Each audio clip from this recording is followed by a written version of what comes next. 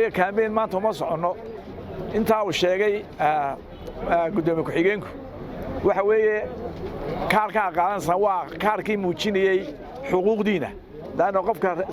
reer Soomaaliland xaq wuxuu leeyahay inuu wax doorto isna la doorto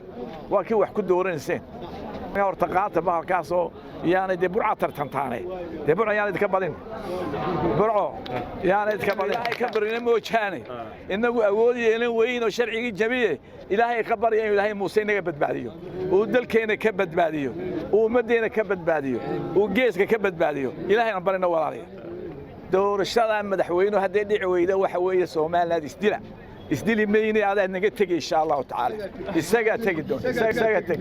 ha isaga tago walaaliya wafdu uu hogaaminayo gudoomiyaha xisbiga u ciiday Somaliland Engineer Faysal Cali Waraabe ayaa maanta si ballaaran loogu soo dhaweeyay magaalada Boorama waxaana deegaanka Garoyacood wafdiga kaga hortagay mas'uuliyiinta xisbiga u ciiday gobolka Awdal iyo taageerayaal tiro badan oo ku aftirsada xisbiga u ciiday wafdiga gudoomiyaha ayaa ujeedadiisu taarneed wacyigelinta diiwaangelinta codbixiyayaasha oo maanta si rasmi ah uga bilaabmay deegaanada Somaliland gudoomiyaha iyo wafdigiisa ayaa waxay soo kormeereen goobaha diiwaangelinta bixiyaasha gobolka Awdal intaasi kadibna mas'uuliyiinta xisbiga u ciiday soo dhaweeyay wafdiga uu hogaaminayo gudoomiyaha xisbiga u ciiday Somaliland waxaana ay bulshada ugu baaqeen gudoomiyaha xisbiga Ucud Faysal Cali Xuseen iyo wafdiga ballaaran uu hogaaminayo waxaan ku soo dhaweynaynaa gobolkii ilbaxnimada gobolkii xadaaradda aqoontii waa la wada bartay hadda ka bacdi waxay noo go'aan gobolkii xadaaradda inaan nahay oo ummadda Soomaaliyeed iyo ummadda Somaliland ay ku hiranayaan inay ka dhistaan guriyo ka iibsadaan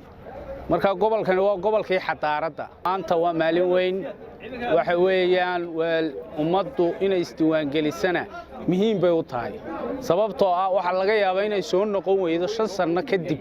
diiwaangelinta maanta la idinku bariyayo waxa weeyaan waxa laga yaabaa inay soo noqon weydo oo dadku ku raadiyaan hanti kaarkii aqoonsiga ee la idinku bari jiray maanta lacag baad siisataan war diiwaangelintan codbixiyahana walaalayaal qaata maanta waa bilaash qaata kaarka qaata si aan gobolladii maanta sidaad la socotaan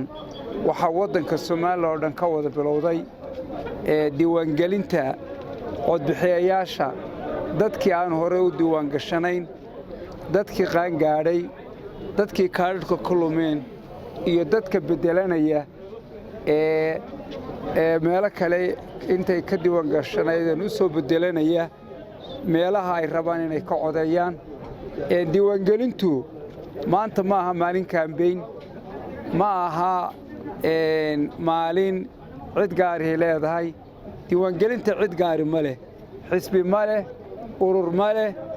waa diiwaangelin qarameed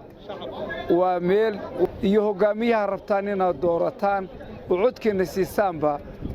ugu dambeynna gudoomiyaha xisbiga u ciiday Somaliland Engineer Faysal Cali Waraabe ayaa waxa uu ka mahad celiyay soo dhaweynta lagu qaabilay isaga iyo wafdiga uu hogaaminayo waxaana uu bulshada ugu baaqay inay isdiiwaangeliyaan oo kalena waxa uu ka hadlay dilalka ku soo noqonaya magaalada Laascaanood waxaana uu xukuumadda Somaliland uu ku eedeeyay marka horeysaan aad iyo aad ugu mahadnayaa reer Boorame si fiican noo soo dhaweeyeen tani waa magaaladaydiyo wala igu haysta markaas wala igu haysta niman galeen Boorama aan garanay ayaa had iyo goor codka iga badin jirteen moogtay laakiin doorka iga badan ma insha Allah taala dadku way baxay hadda moogtay waxa weeye kaambeyn maanta uma soconno intaa uu sheegay gudoomiye ku-xigeenku waxa weeye kaarka qaadanaysa waa kaarkii muujinayay xuquuqdiina laana qofka reer Somaliland xaq wuxuu leeyahay inuu wax doorto isna la doorto waa kii wax ku dooranayeen ku kala saarayseen ku gacantiina ku arsanayseen qofka si xun u shaqeeya doorataan xildhibaanka madaxweynaha deegaanka waa kaga arsanayseen marka horta qaata bahalkaasoo yaanay dee burca tartantaanay dee burca yaanay ka badin burco yaanay ka badin يا مركا كاسي وكاس كلا waxaan weeye tacsiyanayaa arinta ka dhacday laascaanood arinta ka dhacday soo noqonaysa oo waliba la diliyo dadkii hal doorka aniga waxaan naga dilay gudoomiyihii gobolka oo nin qiimo lahaa ilaahay naxariistay ayaa la naga dilay wax dam u geystay aanu sheegin waxaase waxa weeye waa nidaamkii dawladnimo oo daciifay ayaa weeye daciifay weeye waan arkaysaan maanta dalkeena dawladda 5 sano joogtay wax ay noo qabad dhibaato moojaane wax faa'iido ay keento lagu xasuustaa balay bilaanu jirin ma jiro wadi arkaya wasiirkii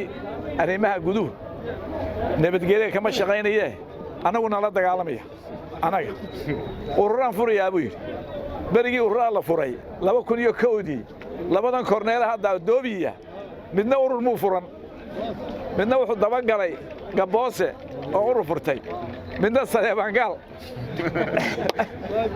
awood ma leeyahay wax urur ku furtaan maantana wixii aan ku soo dhisinay ayay baabiinayaan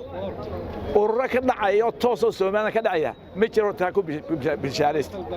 kaas ka wada laana waa isdilo mareer ka badan ya reer looma furta asxaabta reer looma furta qaran ahaan loo furtaa wadi arkayo maanta dadkii ka soo baxay asxaabta kale ee madaxweynaha isku hayb ahaayeen wixii ka soo baxa anigu soo fayla saajina uu soo ordo saddexii soo baxo naga kaxays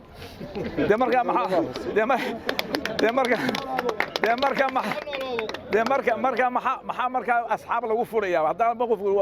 xusbiga ku jireen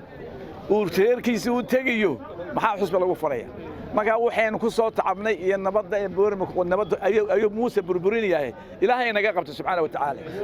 inaynu Ilaahay ka barino moojaane inagu awood yeelan weyn oo sharciga jabiye Ilaahay ka baryo Ilaahay Muuse naga badbaadiyo oo dalkeena ka badbaadiyo oo ummadeena ka badbaadiyo oo geeska ka badbaadiyo Ilaahay aan barino walaalayaal doorashada madaxweynuhu hadday dhici weydo waxa weeye Soomaaliland isdili meeyay aad naga tagay insha Allah ta'ala isaga tagi doon Cabdirasaaq Cumar Macadowliyo telefishinka CBA Boorama